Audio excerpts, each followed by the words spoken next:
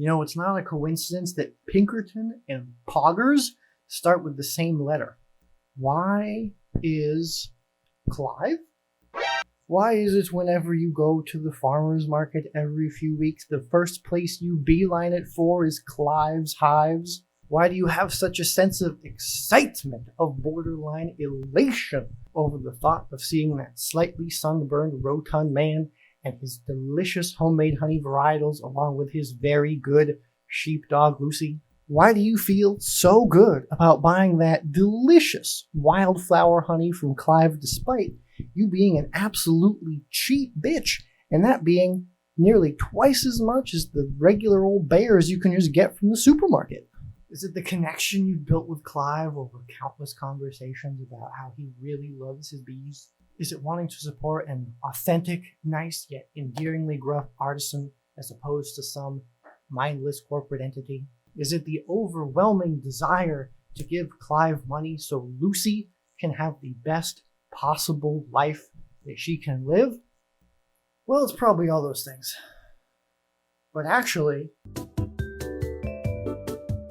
see, most people see branding as a logo, as a color palette, maybe some social media guidelines, but in reality, those are just expressions of the brand. That is part of the personality-given aesthetic.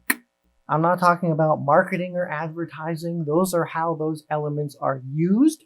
That is not the brand in and of itself. Branding is personality-given aesthetic. It is an expression of a way of life. A brand is a lifestyle. It's very esoteric and bullshit sounding because it really kind of is. Buying something from a local artisan or group is pog.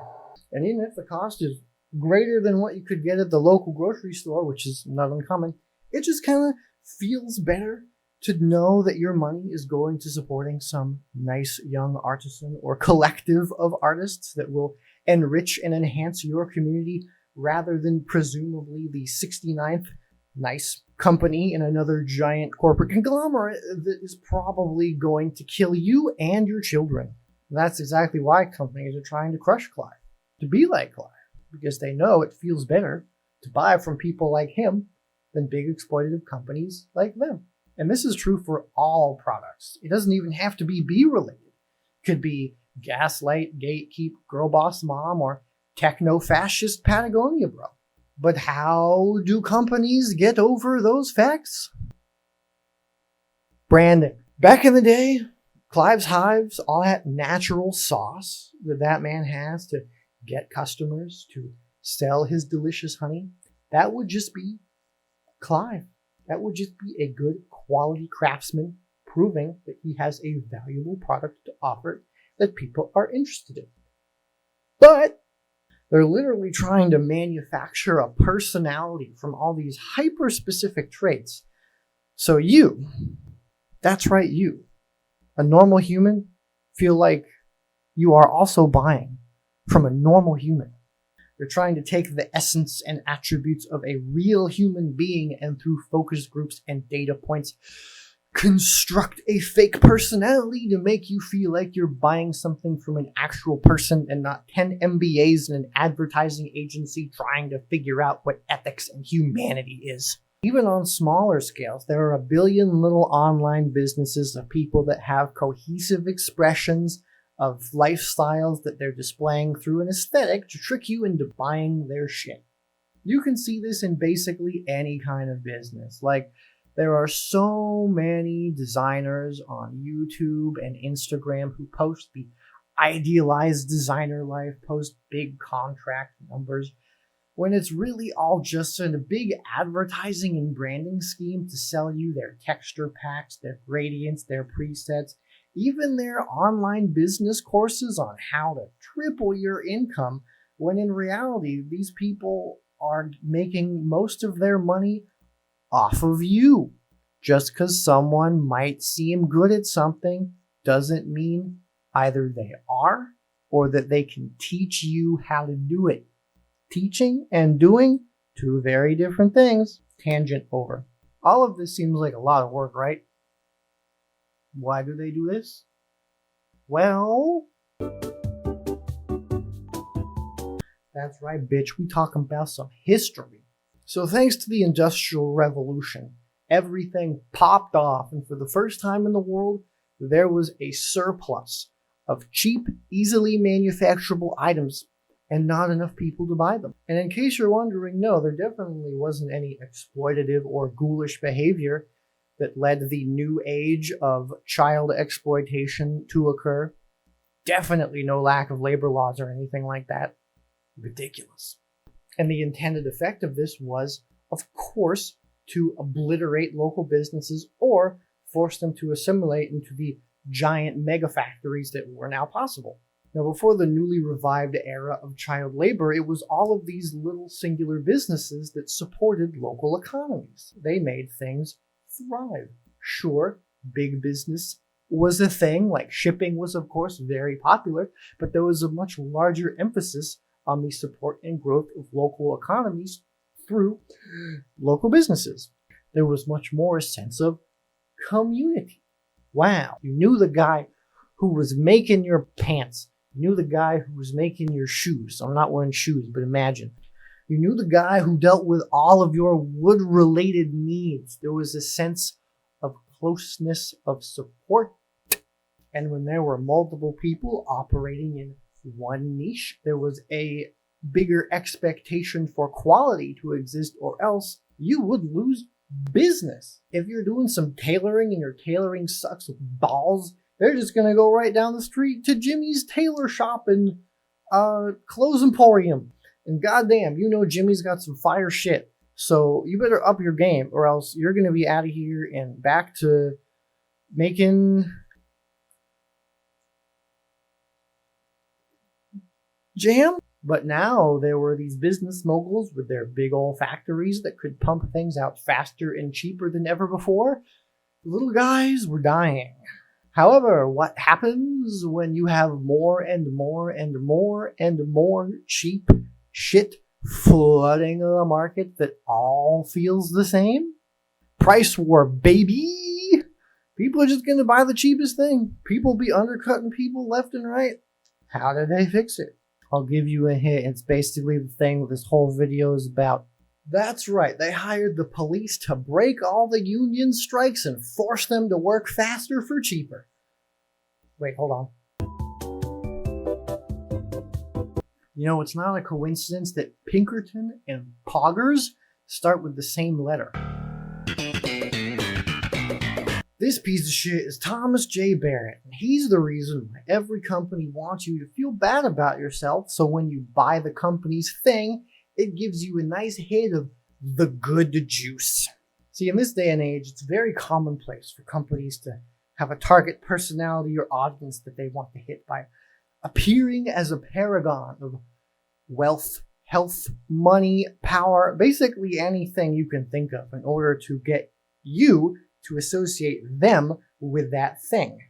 I'm sure many people have heard the term brand book, the collection of artifacts and guides and use cases to make the cohesive look and feel of their brand. So you know you're getting a shitty brand book if the only thing you get is a bunch of colors and logos and maybe some social media mockups, all right? If there isn't anything in there about tone of voice, how to sound, how to curate a look and feel and aesthetic through photography and language to properly articulate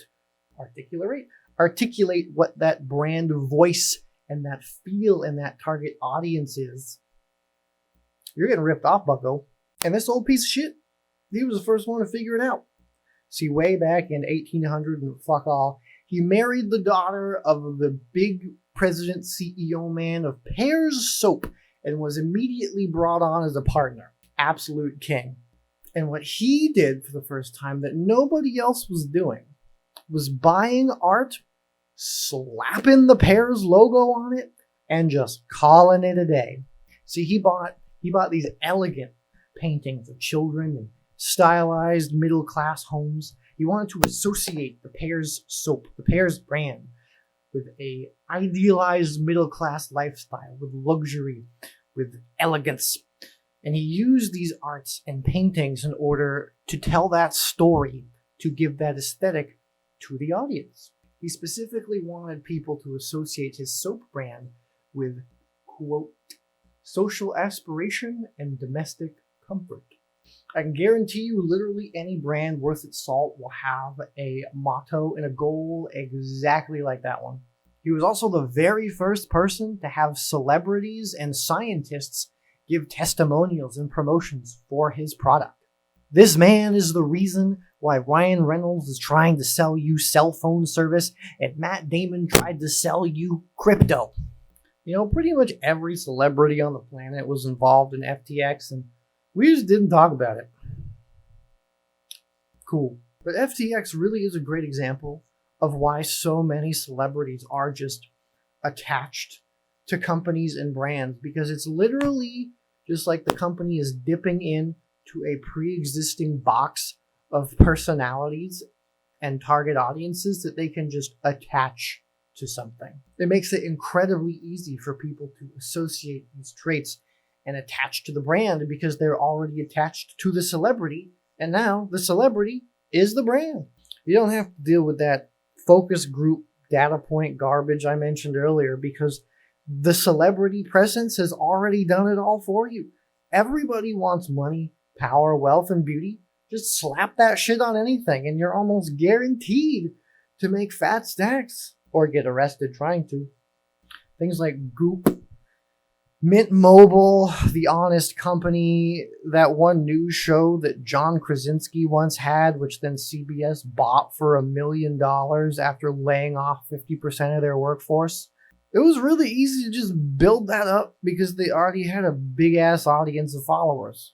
And when you got that, it makes for easy milking, baby. And that brings me to my penultimate question of why is branding... You see, branding is the solution to this market saturation. You desaturate the market of products by trying to turn those products into lifestyles. You turn them into aspirations, into things your audience wants to be and things that they already are that they can identify with. Just as Goop wants to be crunchy girl boss Steve Jobs and people who buy Funko Pops want to not have sex ever. But will engaging in these products and content really fill the void, really change your life for the better? Probably not, except for Funko Pops. You definitely won't get laid. But damn, do they want you to think that they will? Ooh, baby. Our boy Tommy figured out that branding is just taking the innate expressions of art, combining them with psychology and business, and then bada boom, you got a recipe to sell anything. Branding isn't inherently a bad thing. Being able to work with somebody, particularly with well-intentions, and give them an artful expression, a concrete ethos for them to work off of, they knew was inside themselves all along to promote their well-crafted and wholesome items is truly something that is enjoyable to partake in. A process that is both intimate and just kind of fun. But as with all things under capitalism, more often than not, it's used to promote and deceive sketchy, skeevy machinations to sell you things, to hide true intentions behind shiny little words and beautiful little graphics. It's something used to create the illusion of community and care and professionalism, when in reality it's just kind of poop. There's a really good video that I'm going to link below by Design Theory that is a really good overview of the various ways that branding can manipulate your little monkey brain into buying all the little things they want you to buy. And there's a lot more branding history that I would love to talk about, but I think I'm going to save that for another video because, damn, we love some content. If anybody wants to see that, leave a comment if you're still here, if you have fingers, if you know where the comment section is, if you are capable of producing writing of any way, shape, or form. If not, bash your head on the keyboard. I would love that. That would make me happy. Goodbye.